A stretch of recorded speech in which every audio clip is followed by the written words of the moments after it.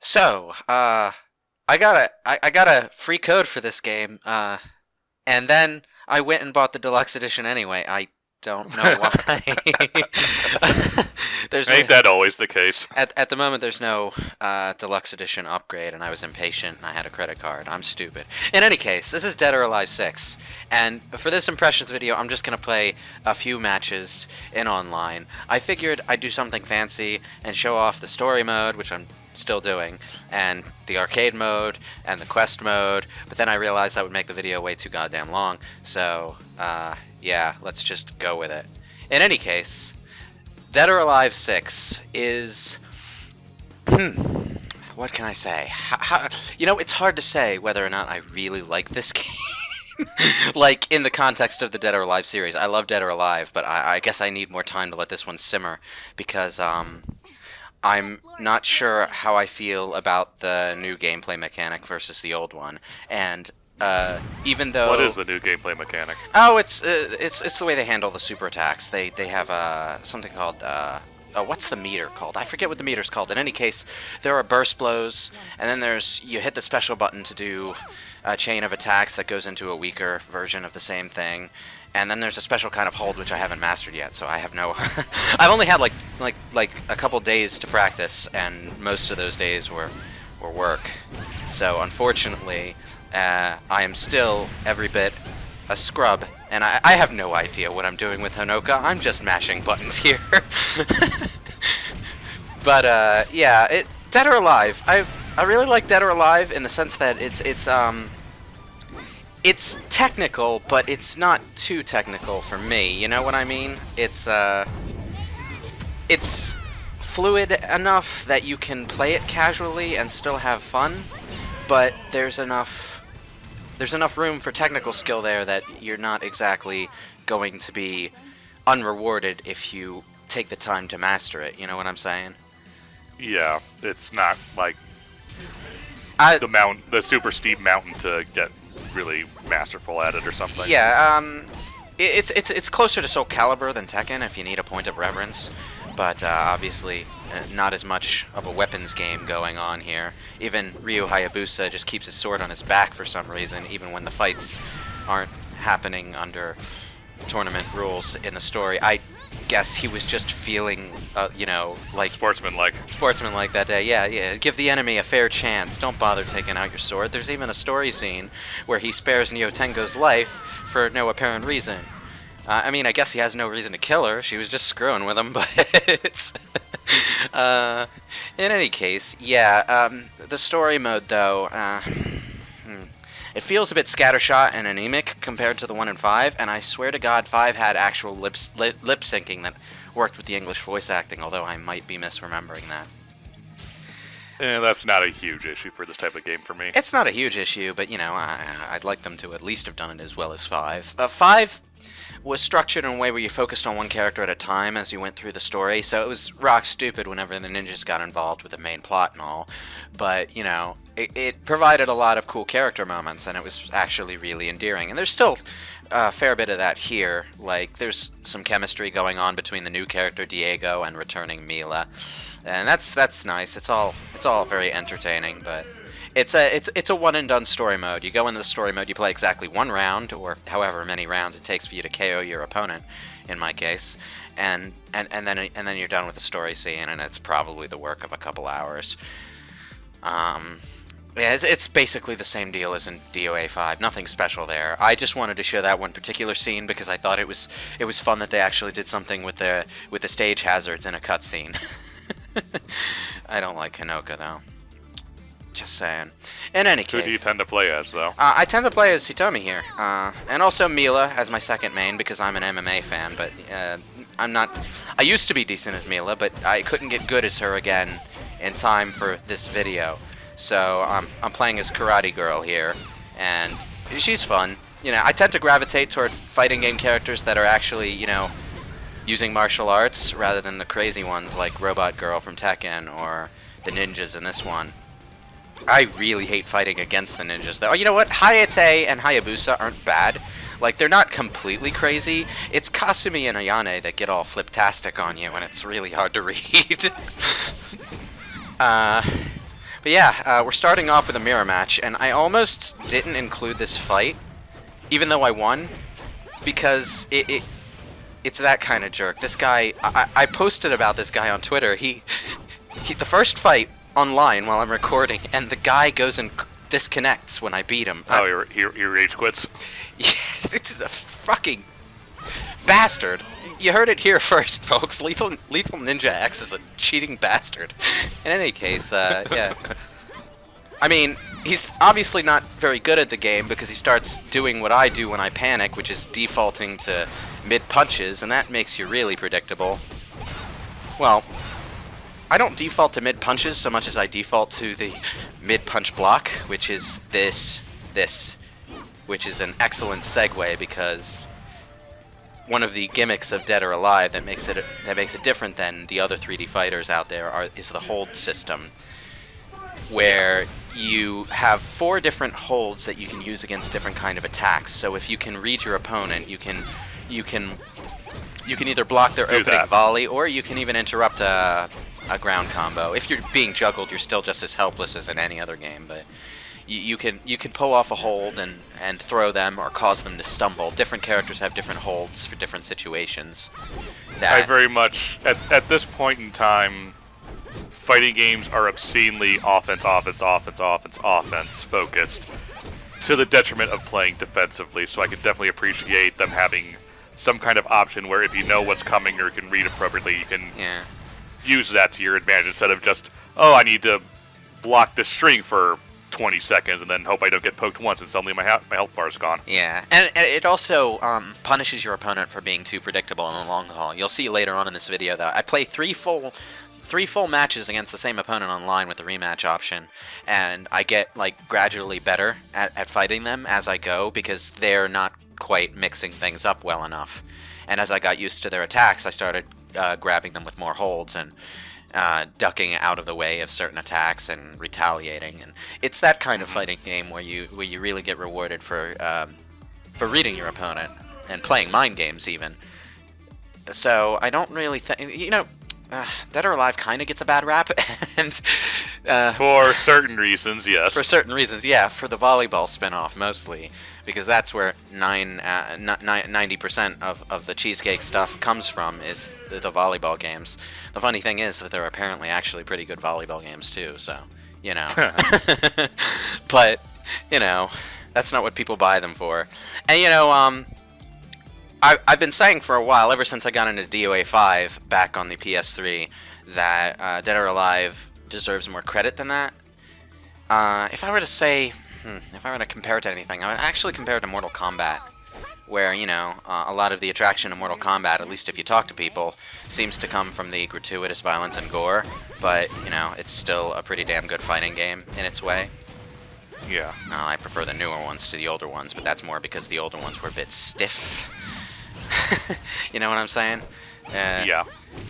I haven't, to be fair, I haven't played anything earlier than Dead or Alive 5, so I don't know necessarily if the gameplay has improved or if it's always been this technical, but... The ones I'm the most familiar with are, I think it's 3 on original Xbox that a friend of mine owned. Yeah. I know there's definitely one on original Xbox that I played. So, How old is this series? How old is this?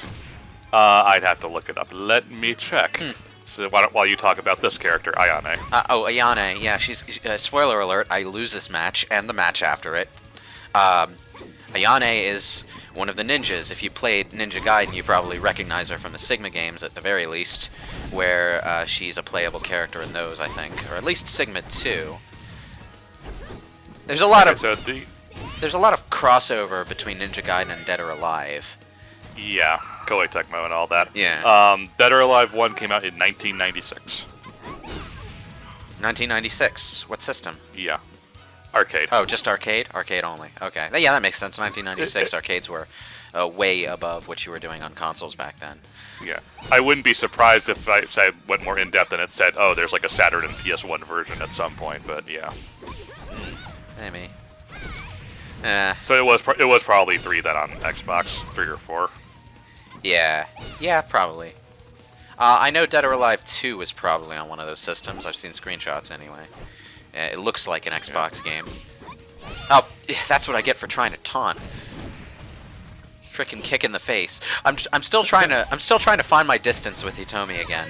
I used to be better at this, but I haven't played Dead or Alive 5 in quite a long time.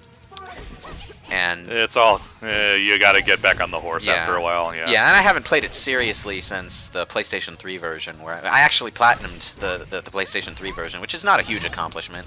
Both 6 and 5 have pretty easy trophy lists. Like the most challenging one is to win 5 online matches in a row, which you'll get eventually by simple like law of averages. But it doesn't have too many online trophies, which I appreciate. But yeah, for some oddball reason, Dead or Alive 5 has 2 separate trophy lists for the PlayStation 3 and PlayStation 4 versions, even though it's cross-buy. I don't get it. But yeah, I lost. Have you noticed something, people? If you paid attention to social media surrounding Dead or Alive 5, you might have remembered like there was some controversy about like breast reductions or whatever. No. In fact, it already seems like they're going for the Dead or Alive 5 business model of there's going to be a free version called Core Fighters at some point, and there's going to be like 60 bajillion costumes, most of which are fan service costumes for the female characters.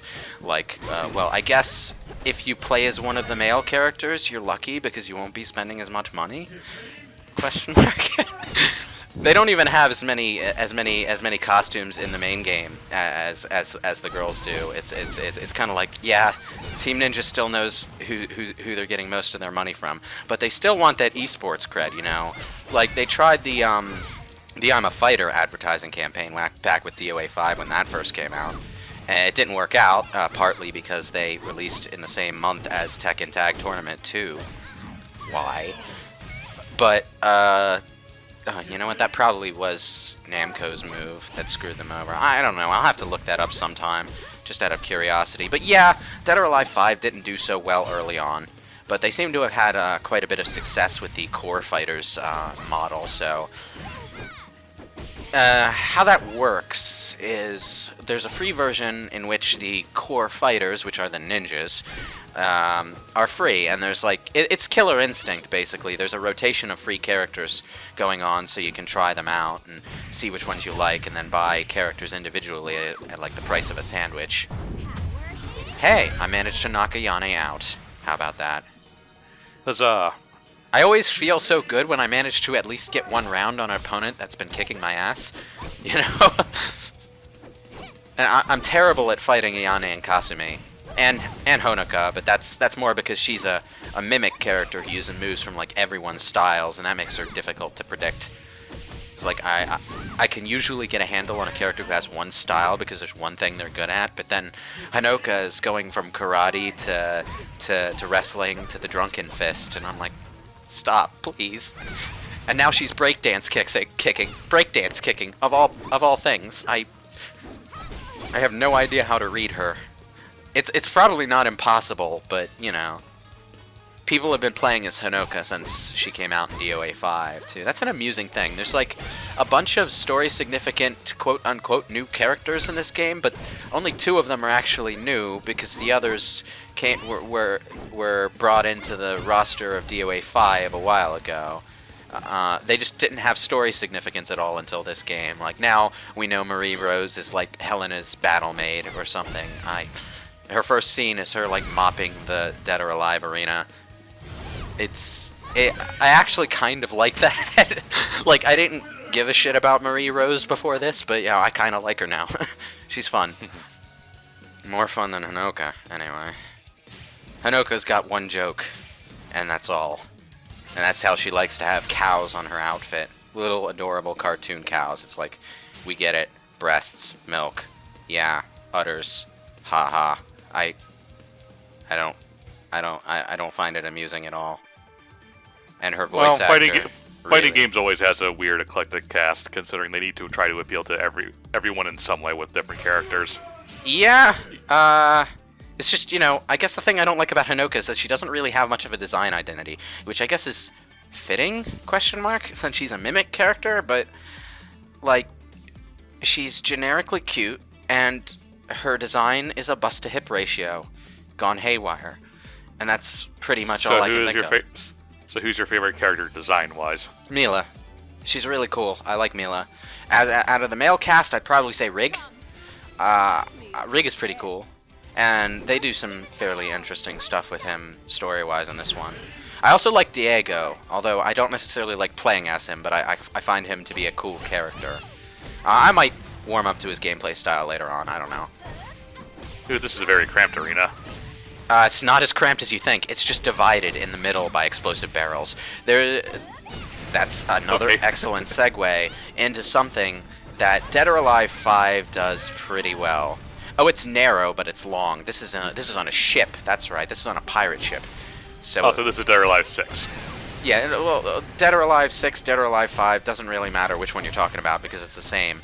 Anyway, Dead or Alive does stage hazards really well. Tekken sort of semi-tried this with 4, in the sense that they introduced arenas that were uneven and had walls and pillars in the middle. Not so much stage hazards, though. But Dead or Alive stages are, I've heard it described as they're almost characters in and of themselves. Like this pirate ship stage, we're on the lower level. The upper level, on top of the ship, has a kraken, and if you knock the enemy into it, it grabs them with a tentacle and squeezes them for extra damage. There's another stage that's literally Jurassic Park. There's a Jeep in the background that, you know, rams the homage home. Where on the upper level, there's giant pterodactyl eggs. The pterodactyl hatches out of the egg if you break it open and grabs the person who gets knocked into it, does some extra damage, and then lays them down on their feet right in front of you so you can go in for another combo. And then on the lower level, it's the electric fences, you know? And, like, there's a street fighting arena where there are bystanders around the fenced-off area, and if you knock an enemy into them, they catch them and push them back so that they stumble back into your combo. And then there's, you know, some arenas that have ceilings that if you juggle high enough, you can knock the opponent into, although I haven't done that in this game yet. So maybe that's only a 5 thing. I'm not sure. The point is, the levels get pretty complicated, and you have to factor them into your battle strategy if you're going to make the most of your damage potential. And that's really cool. You know, what would you say is your favorite stage? My favorite stage. Just in 6, or including the ones in 5? Because I haven't played too many in 6 yet. Well, let's say of the ones you played here in 6. The Jurassic Park stage sticks out in my mind, but I also really like the Kraken stage. Yeah. I don't think there are as many stages, although if we're going with the Dead or Alive 5 model, they're probably going to add more stages as they go, like they did with that one. Like, I haven't seen Zack's Island yet, which is the stage that they're inevitably going to add so that they have a sunny beach area for their downloadable cheesecake little movie things that you can use to stare at the girls in their bikinis for 3 minutes doing absolutely nothing. Why would you pay money for that when you can watch it on YouTube? I don't get it. You bought a fighting game to play a fighting game. I'm sorry, it's just Dead or Alive 5 has volumes upon volumes of DLC. I think, like, if you were to buy each of them individually, it would cost well over $1,000. They have, like, something character like bundles for costumes or something, but trying to scroll down that list is an exercise in Zen meditation. It just takes forever. And I've only got a small fraction of it. Just costumes for the characters I like, which is probably what you're gonna want to do with this game. There's a season pass out that's like $92 goddamn. I got that on credit too because I'm insane and stupid. But you know, don't bother with the season pass. Just wait for costumes for the character you want to play as to come out and buy those individually, and then don't touch the rest. Pretty much, yeah. I'm glad this match happened while I was recording because Nico here is actually one of the completely new characters, the other being Diego. By completely new, I mean characters that they did not introduce during Dead or Alive 5 last round's run. Nico is a technomancer or something. She has electrical hands anyway, and she's probably my 3rd favorite character to play as in this game. She's really fun. She has some good fast moves, and the electrical stuff is pretty cool. Probably the only like non-straight up martial arts character in this game that I can get behind. Although why a scientist is adept in martial arts, I don't know, but she's not the first one. There's a lot of mad science stuff going on in Dead or Alive's story, and the result of that is that there's a disturbing number of like scientists who are also martial artists. Like, I'm pretty sure Christy's not the one. Christy's an assassin. Whatever the name of La Mariposa is. What's her name when she's not in her mask? I'm pretty sure she's involved in science things when she's not a luchador. Yeah, mad scientist luchador. Probably not mad scientist. She seems pretty tame, but... mild-mannered scientist. I don't know much about Dead or Alive's story apart from what I saw in Dead or Alive 5, and a lot of the characters are not exactly as memorable as the cast in, say, Street Fighter or Tekken, which is probably one of the series' weak points. They leaned a bit too hard into the cheesecake element, and that tends to give things a bit of a generic feeling at times. I think they're getting better with it. Nico is certainly memorable. And Mila was definitely memorable, but you know, I mixed up Christy and La Mariposa, even though one's a luchador, and I was just looking for a real name. Yeah, and then like I was hoping like at least one person on this online run that I recorded would play as one of the guys, because that's like half the goddamn roster, but no one ever seems to when I'm playing online. And that's a shame, because they're some of the more memorable ones. I really like Rig. Jan Lee is probably one of the better Bruce Lee XPs that I've seen in a fighting game. And I really like Bayman, even though I hate playing as characters like him. I don't know, he just has enough character that I got around that. And I kind of like running into him in a fight, even if I don't play as him, you know? And then there's Bass. There are characters like that in most fighting games for me, where I just hate playing them, but like their character. Yeah. Yeah, then there's Bass, who's this big-ass wrestler guy. You tend to see more of him in the story mode, because he's also the father of Tina. Who else? Oh, there's Raido, who's the most edgelord thing I've ever seen. And then there's... Hayabusa. Can't forget Hayabusa. You'd at least think you'd see more people playing as Ryu Hayabusa, but no. Maybe later on, as the game sits and people get used to the characters, but I guess people just haven't gravitated towards them yet. I'm not sure if he's ever been, like, considered good in the games. Well, the story sure thinks he is. But, you know. Well, there's always gameplay and story segregation. Yeah, I know. I mean, I don't have a whole lot of trouble fighting him, but he also does seem to put up a good fight when I fight him in arcade mode.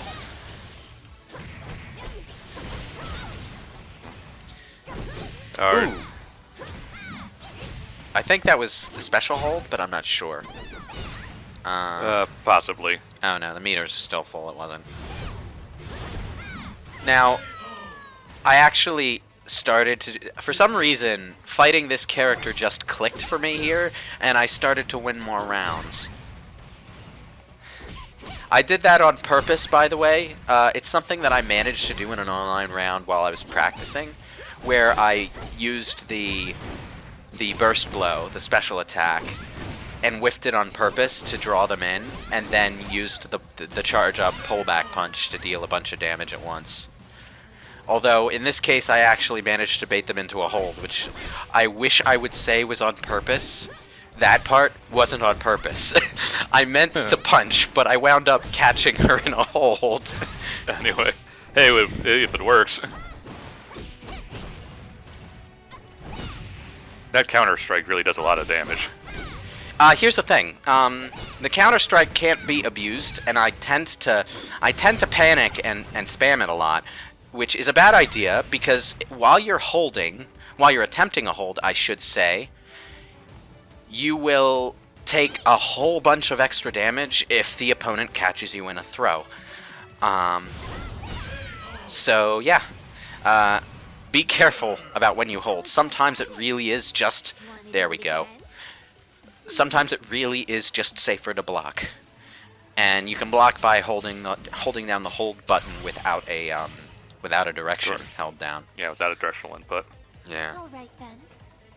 I will give it my all. The control scheme in Dead or Alive is pretty simple. There's a hold button, a throw button, a punch button, a kick button.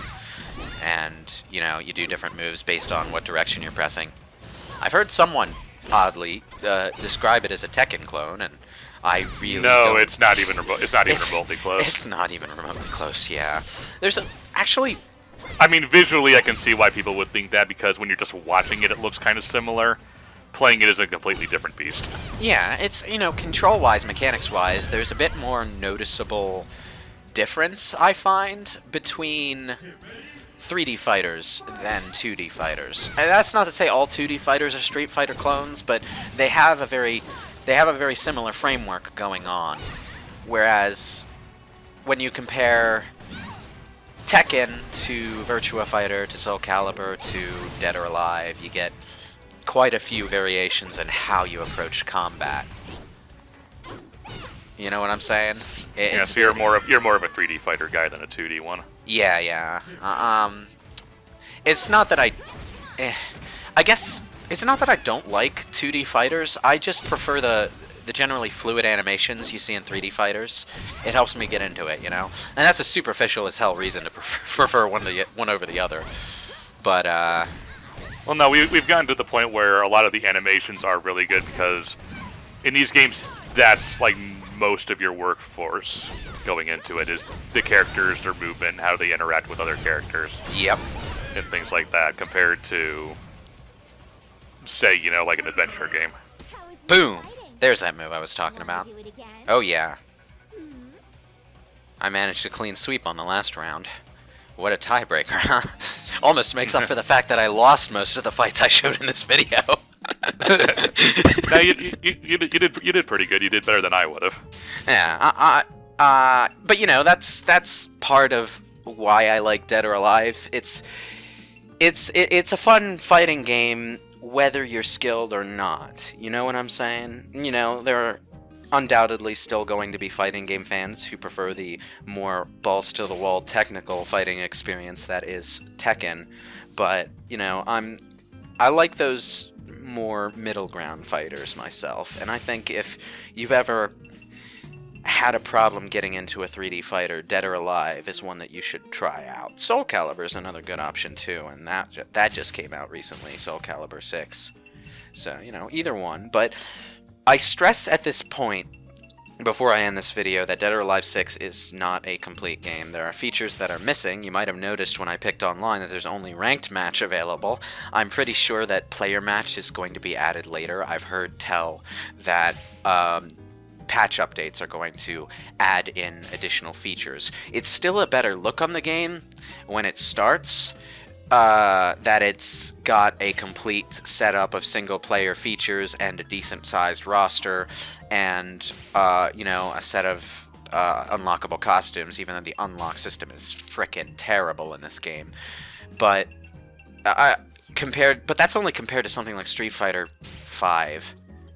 It is 5, right? Yeah. Yes. Yeah, that's the one that had the really god-awful launch that didn't even have a story mode or an arcade mode or anything. But it's still a little weak at this point in time. You might want to hold off on it and wait for the free version or buy it later after patch updates, that kind of thing. But if you're curious about Dead or Alive 5 is still available on PS4. I imagine Xbox One, although I don't have one, so I can't check. PS3 as well. I don't know about the Xbox 360. I never actually checked. But, you know, you can try the Core Fighters version to see if the general gameplay appeals to you, and then either buy the full game or get the DLC characters that you like, and maybe spend $5 to $10 on the game, maybe $15 if you like more than 2 characters. But, you know, you'll get a lot out of it that way. and it's a good way to get your feet wet and try out the series and see if maybe you'll want to get into 6 after it's been smoothed out. But, you know, I'm cutting it some slack because what I've heard is that Dead or Alive 6 was rushed. And, you know, if you're going to cut corners, I'd rather it be the corners that don't necessarily leave you with a bare and wasteland of no content at launch, you know? There's content, but the corners they chose to cut is like, there's only one victory animation for each character at the moment, and they're going to patch in more later, you know? It's that kind of superficial thing that, you know, I can forgive that. I'd rather not have a game that's, you know, half finished mechanically. But yeah, I've gone over limit for far too long here. That's my incredibly dubious but, you know, optimistic impression of Dead or Alive 6. And the moral of today's story is wait a few months on 6 and just play 5 instead for now. Yeah. Fair enough.